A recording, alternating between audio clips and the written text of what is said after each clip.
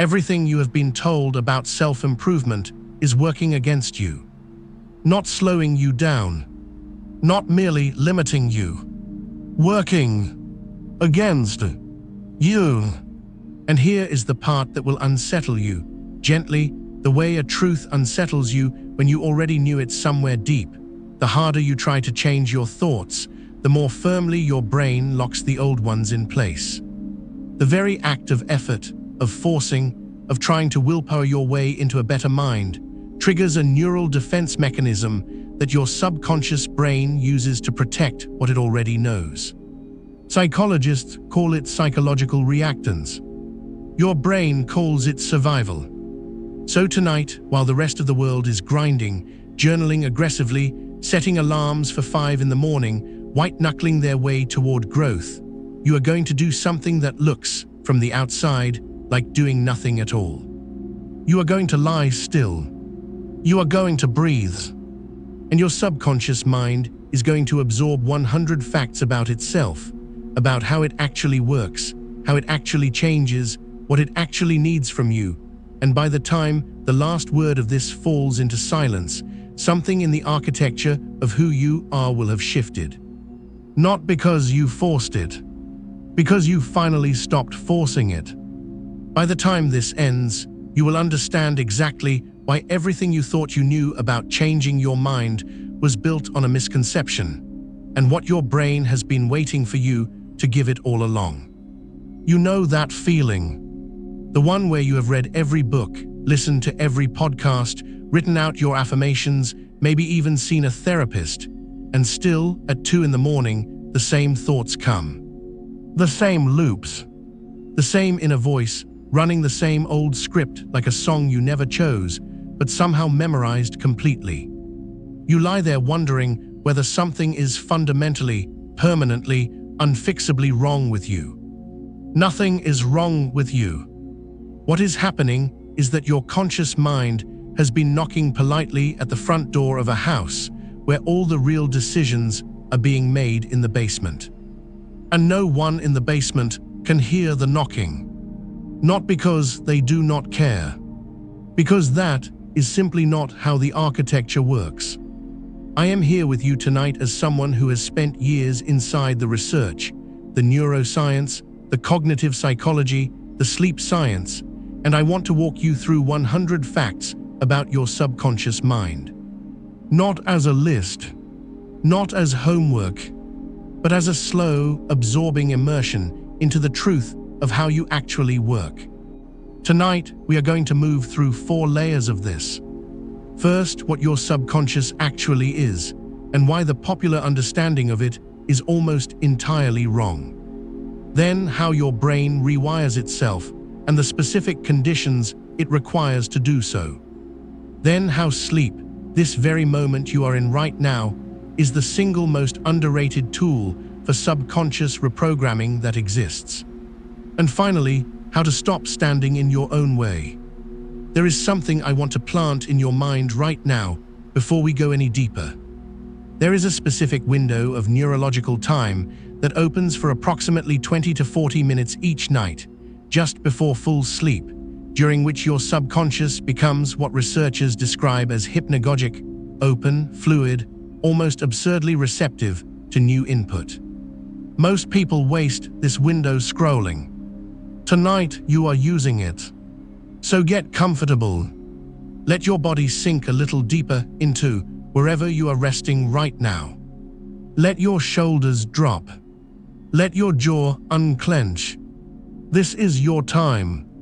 Here is what most people believe about the subconscious mind. They believe it is a kind of storage room, a dark, dusty place underneath conscious thought where old memories and suppressed emotions sit in boxes. They believe it operates separately from real life, that it only becomes relevant in dreams or therapy sessions, and that changing it is either impossible or requires years of painful excavation. That belief is the problem. Because the truth, the actual neuroscientifically documented truth, is that your subconscious mind is not a storage room. It is the operating system. Your conscious mind, the voice in your head that thinks it is running the show, the one planning your day and arguing with your decisions and reading this kind of content in the first place. That voice represents approximately 5% of your total cognitive processing at any given moment. 5. The other 95% is happening without your awareness, without your permission, and without any input from the part of you that calls itself you. That 95% is determining how your body responds to stress before you even notice you are stressed. It is filtering which information your conscious mind ever gets to see, deciding, in milliseconds, what is worth your attention and what gets discarded. It is running the emotional programs that decide whether you feel safe or threatened, loved or alone, worthy or inadequate. And it learned all of those programs not from the conclusions you reached as an adult, but from experiences that happened when you were young enough that you had no framework for evaluating them. It took them in raw. It made them law. This is layer one of what is actually happening beneath the surface of your mind. And most people stop here at the surface awareness that the subconscious is powerful and think that awareness itself is enough. It is not. Layer 2 is the mechanism. Because it is not enough to know the subconscious is powerful. You need to understand how it changes, or more precisely, why it resists change with such stubborn and exhausting consistency. Your brain is, at its biological core, a prediction machine. Neuroscientists at institutions like the Max Planck Institute have documented extensively that the brain does not passively observe reality. It actively predicts it, constructing a model of what is about to happen based on what has happened before, and then only paying full attention when reality violates the prediction. Everything that confirms what your brain already believes costs it almost no energy. Everything that contradicts those beliefs triggers an alert response, a low-level threat signal that feels, emotionally, like resistance, like discomfort, like the vague but powerful desire to dismiss something and move on. This is why positive thinking alone does not work. When you tell yourself something your subconscious does not yet believe, I am confident, I am enough, everything is working out, your brain does not update its model. It flags the contradiction as inaccurate and discards it. Not because it is cruel, because it is efficient. Updating a belief requires far more than repetition of contradictory information. It requires something called prediction error learning, a process by which the brain actually revises its internal model when an outcome is meaningfully different from what it expected. In other words, your brain does not learn from what you repeat. It learns from what surprises it. And here is where it starts to get genuinely interesting.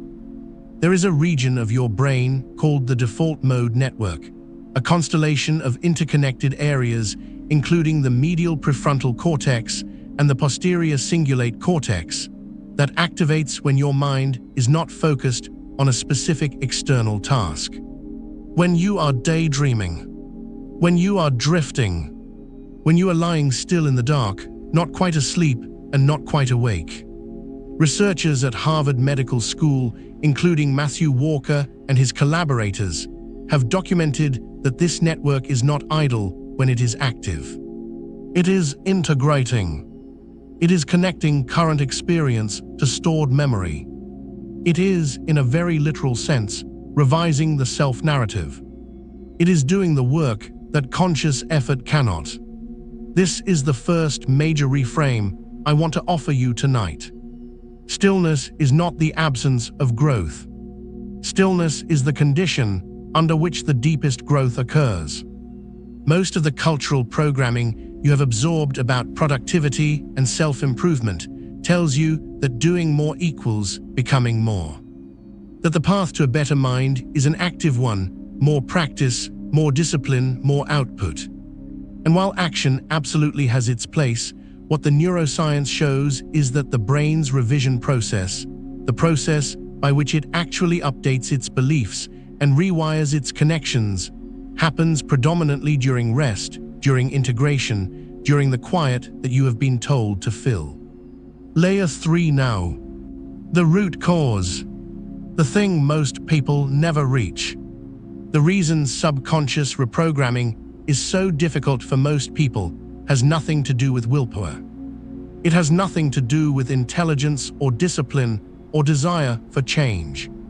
It comes down to one thing. They are trying to change the subconscious using the conscious mind as the primary tool, and the conscious mind does not have administrative access to the system it is trying to update. Think of it this way. Your subconscious mind communicates in images, in sensations, in emotions, in the felt sense of things. It does not respond to logical arguments. It does not respond to rational self-talk. It responds to experience. It responds to repetition over time. It responds to emotional charge. And this is perhaps the most important fact you will absorb tonight. It responds profoundly and disproportionately to the state between waking and sleep. The hypnagogic state. The threshold state. The place you are moving toward right now. During this state, your brain produces theta waves, electrical oscillations of between 4 and 8 cycles per second, that are associated with a reduction in the critical, evaluating, filtering function of the prefrontal cortex.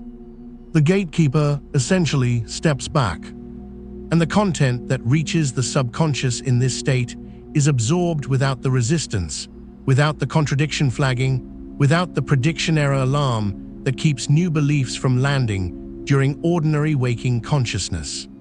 This is not mysticism. This is measurable electrophysiology. And it is the reason why what you fill this window with, the content your mind absorbs in the 30 minutes before sleep, matters far more than what you think about at 3 in the afternoon. You are in that window right now. But here is where it gets truly interesting, and most people never make it this far. The central insight at the heart of everything you are about to absorb is this: your subconscious mind is not broken, and it is not your enemy. It is loyal, extraordinarily, ferociously loyal, to the version of you it was first taught to protect. When you were very young, in the first years of life, when your brain was absorbing input at a rate that will never again be matched, when neurons were forming connections at a pace of roughly 1 million per second, your subconscious was building a map. Not a map of the world as it is, but a map of the world as your early experience taught you it would be. Whether the people around you were safe or unpredictable, whether your needs would be met or ignored, whether you were fundamentally acceptable or fundamentally too much, whether the world rewarded openness or punished it. That map became your operating system. And here is the loyalty I am talking about. Everything your subconscious does in your adult life, every anxiety, every avoidance, every self-sabotage, every inexplicable emotional reaction that seems disproportionate to what actually happened, is your subconscious mind following the instructions on that map, trying to keep you safe in the way it learned safety looked, trying to prevent the pain it learned was coming. It is not malfunctioning. It is executing perfectly. The code is just old. This is the reframe that changes everything. You are not fighting a defective system. You are trying to update a loyal one. And understanding that really letting it land is itself a form of nervous system regulation. Because when you stop interpreting your own patterns as moral failures or evidence of permanent brokenness, when you recognize them instead as the faithful outputs of a system doing exactly what it was trained to do, something in your chest loosens. Something that has been tight for a long time begins to soften. Feel that if you can. That small softening. That is the beginning. Stay with me, because what I am about to share changes everything about how you relate to the thoughts that come at night.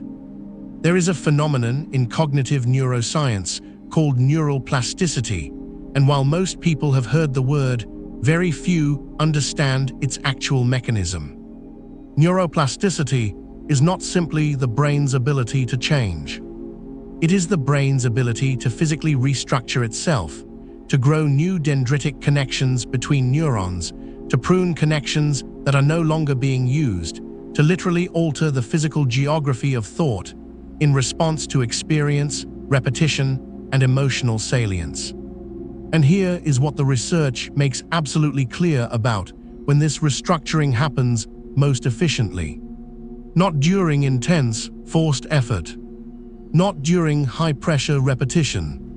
But during states of relaxed, open awareness and during sleep. Particularly during the slow-wave sleep and REM cycles that your brain cycles through in the hours after you fall asleep tonight. During REM sleep, your hippocampus, the structure responsible for transferring new information into long-term memory, coordinates with your prefrontal cortex and amygdala in a process of memory consolidation and emotional processing that researchers at the University of California, Berkeley describe as a form of overnight therapy. Connections that carry emotional weight are reprocessed. Experiences are stripped of their raw emotional charge and integrated into the broader narrative of who you are. The emotional memory is kept. The sting of it is reduced. Sleep is not the pause between days. Sleep is where the actual work happens. And this is why what you feed your mind in the minutes before sleep is not a small decision. Every thought, every image, every emotional tone you carry into sleep is the raw material your brain will work with tonight as it does its most profound restructuring. The subconscious does not clock out when you do. It accelerates. Now I want to move through the 100 facts that are going to anchor this understanding, not as a list your conscious mind tries to memorize, but as a slow immersion that your subconscious simply absorbs. You do not need to concentrate. You do not need to try to remember. Just listen. Just let the words find the places in you where they are already true and let them settle there. Your subconscious mind processes 11 million bits of information per second.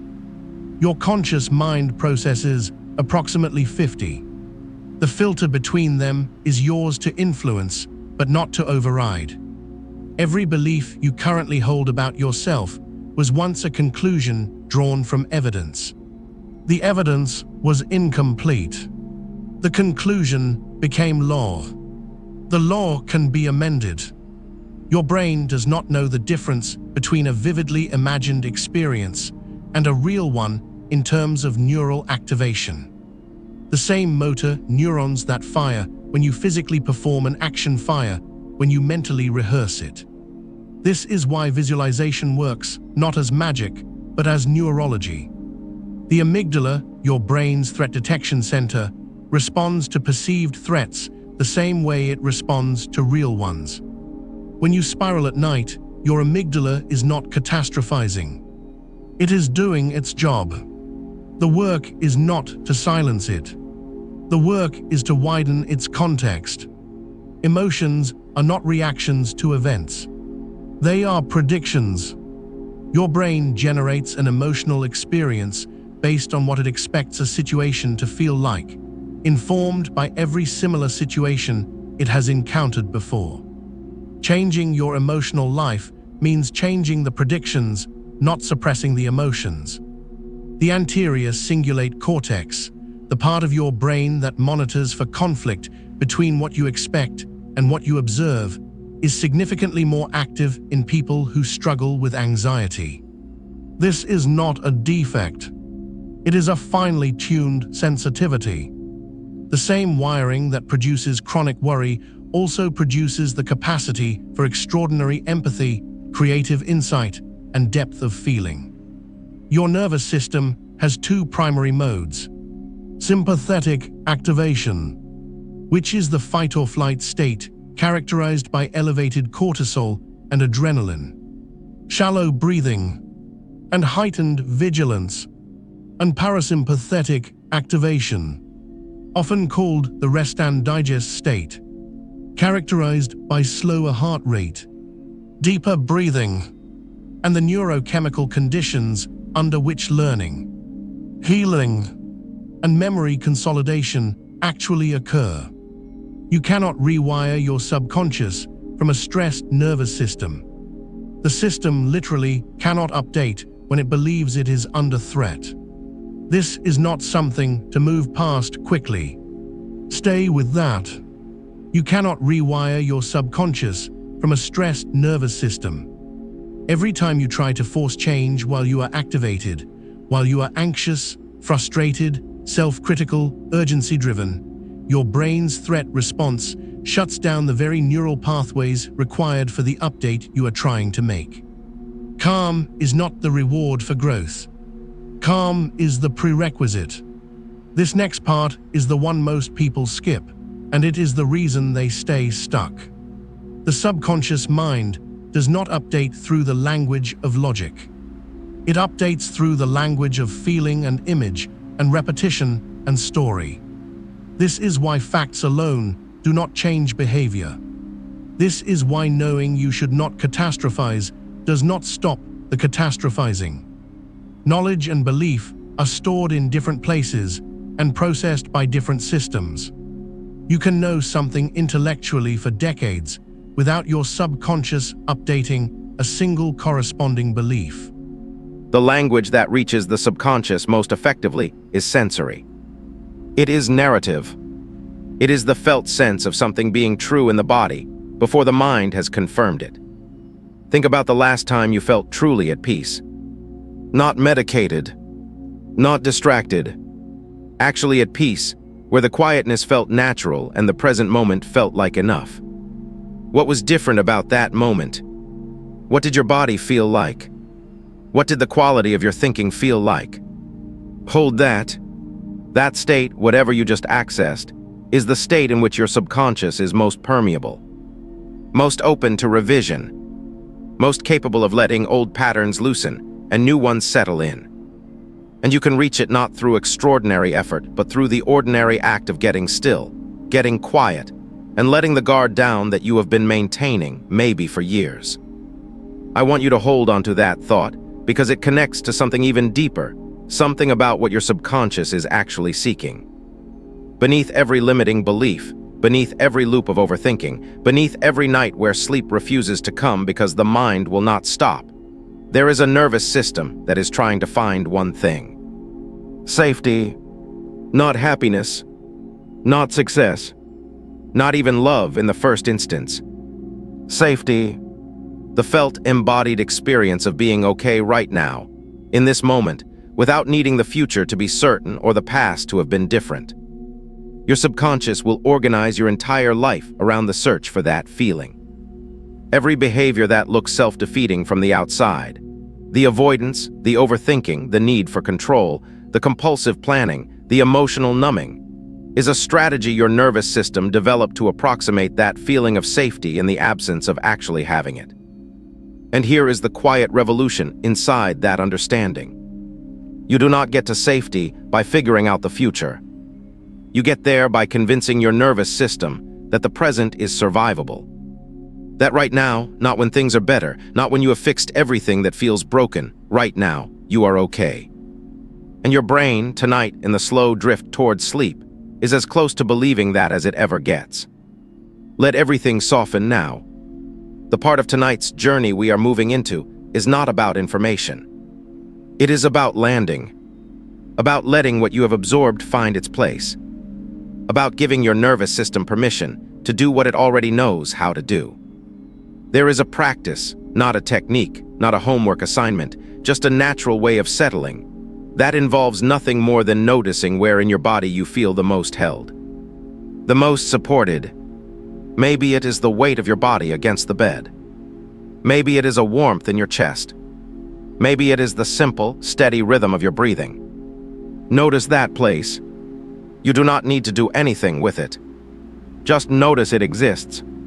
That noticing, that gentle, non-demanding awareness of physical support, activates the vagus nerve, the longest cranial nerve in the body, which runs from the brainstem down through the heart and into the gut. Vagal activation signals safety to your entire nervous system. Heart rate slows. Muscles release their held tension.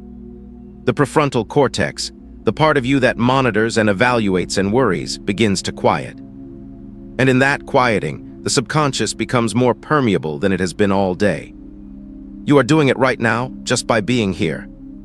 Notice what happens when you allow your breath to become slightly longer on the exhale than on the inhale. Not forced, not a technique you are executing, just a gentle lengthening. In and out, a little slower than before. The exhale, in particular, activates your parasympathetic nervous system. Specifically, it signals your sinoatrial node, the pacemaker of your heart, to slow down. And your subconscious brain reads a slowing heart rate as a confirmation of safety. The loop feeds itself. Each slow exhale makes the next one more natural. Your thoughts do not need to stop. This is important. The goal is not a silent mind. The brain generates approximately 60 to 80,000 thoughts per day, and asking it to stop is like asking your lungs to hold still. The goal is simply to change your relationship with the thoughts, to let them pass the way clouds pass, visible, real, but not requiring you to climb up and sit on each one. When a thought arises tonight, and thoughts will arise, you do not have to engage it. You can simply notice it. Name it even quietly in your mind. Planning, worrying, remembering, and then return to the breath. Return to the weight of the body. Return to wherever that feeling of being held lives in you. Each return is not a failure to maintain silence. Each return is the practice. Each return is a small, real act of reprogramming. Your brain learning that it is safe to release, safe to let go, safe to not hold everything together for just a little while. Your subconscious mind is updating right now. Not because you are trying, because you have stopped interfering. There is something your inner voice needed to hear tonight, something that perhaps your conscious mind has resisted for a long time because it seemed too simple, too quiet, too unlike the effortful path you were taught to take. And it is this. You are allowed to rest and still be growing. You are allowed to be still and still be moving forward. You are allowed to put down the work of improving yourself for a few hours and trust that your biology, hundreds of millions of years of evolved intelligence, encoded in every synapse and neuron and chemical cascade in your body, will continue the work while you sleep. The practice of releasing control, not permanently, not irresponsibly, but in this specific window of biological receptivity, is itself a form of intelligence. It is the intelligence of knowing when to engage and when to allow. And allowing is what this moment asks of you. Let your face muscles relax. You do not have to hold any expression. There is no one watching. Let your hands become heavy. Let your legs stop anticipating movement. Let your back release whatever it has been carrying, not as a decision you make with your mind, but as something your body already knows how to do if you stop overriding it. Every night of good sleep produces approximately 2 hours of REM sleep distributed across your sleep cycles. During each REM period, your brain processes the emotional residue of the day, not by reliving it, but by extracting the meaning from it while reducing the cortisol charge around the memory. This is why difficult experiences feel less overwhelming the morning after a good night's sleep. Not because time has passed, because your brain has done actual biochemical work on the memory. You are giving your brain the conditions to do that work right now. When you wake tomorrow, something will be different. Not dramatically. Subconscious reprogramming does not announce itself with fanfare. But there will be a small, quiet difference in the quality of the space between stimulus and response. A fraction more pause before the old reaction kicks in. A slightly looser grip on the thoughts that used to spiral. A barely perceptible shift in what feels threatening and what feels navigable. That is how it works. Not in revelations, in increments, in the quiet accumulation of nights like this one. Notice how your breathing has changed from when you began listening. Notice how your body feels different, heavier or warmer or more settled into itself. That change is not incidental. It is not just relaxation. It is a measured, biological shift in your nervous system state. And in that shifted state, the subconscious is more open to revision than it has been all day. What you feed it now matters. So let these settle into you, gently, without effort. You are not behind. Whatever you have been telling yourself about how much you should have figured out by now, about how far along you should be, about what you should have already healed, none of that is true. Growth is not linear, and your timeline is not running against anyone else's. Your nervous system has been doing its best with what it knew. Every coping mechanism that now feels like a limitation was once a genuine solution to a real problem. You are not broken for having used it. You are human for having survived what made it necessary. The patterns that trouble you most are the ones your system invested the most heavily in. They feel stubborn because they were built to last. But nothing in the human brain is permanent unless it goes unpracticed. Every night you give your system an alternative experience, even just the experience of lying still without crisis, of breathing through discomfort without having to solve it, of being in a body that feels, at least for now, held, you are showing your nervous system something it may not entirely believe yet. That it is safe here, that it can rest, and gradually, not all at once, and not without the occasional step backward, it begins to believe you. You came here tonight because something in you knew it needed this. Not the information exactly, though the information was real and it was true. But the permission to be still and call it enough. The permission to stop trying to fix yourself for a few hours. The permission to exist in this moment exactly as you are, with all the patterns still running, all the loops still there in the background, all the unresolved things still unresolved, and to be okay. At the beginning of this, I told you that everything you believed about changing your mind was working against you. And you have traveled far enough now to understand what I meant. The trying is what was exhausting you. The forcing was what was keeping the gate closed. The very urgency of wanting to be different was keeping your nervous system in the activated state where no lasting change can take root.